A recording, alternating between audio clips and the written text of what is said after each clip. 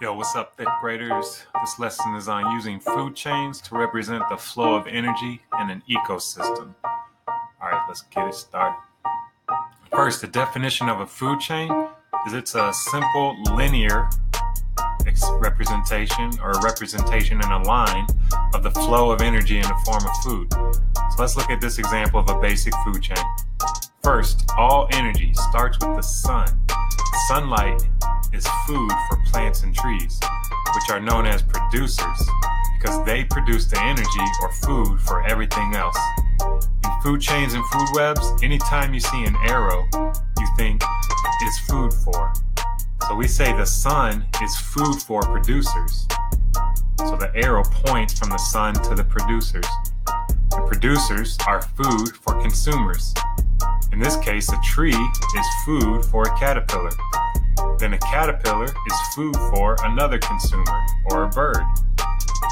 All living organisms are food for decomposers like mushrooms and worms.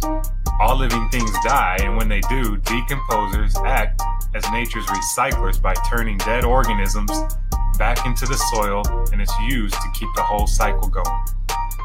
All right, let's look at another example of a food chain. This time we're given random pictures, and we're going to have to put them in order to complete a food chain. Sunlight is always the first part of the food web, so if we're given sunlight, we're going to put sunlight first. Next, we know sunlight provides energy for producers, which are plants. So we'll put the flower next and have the arrow pointing from the sun to the flower. Because remember, the arrows mean food for, so the sunlight is food for the flower. Next, the flower is food for rabbits, which are herbivores that only eat plants. So we'll point an arrow from the flower to the rabbit. Then the rabbit is food for the wolf, because the wolf is a carnivore and it only eats other animals. So then we point the arrow from the rabbit to the wolf. And the wolf is called our apex predator because it sits at the top of the food chain and doesn't have to worry about anyone else eating it. All right, let's look at one more food chain.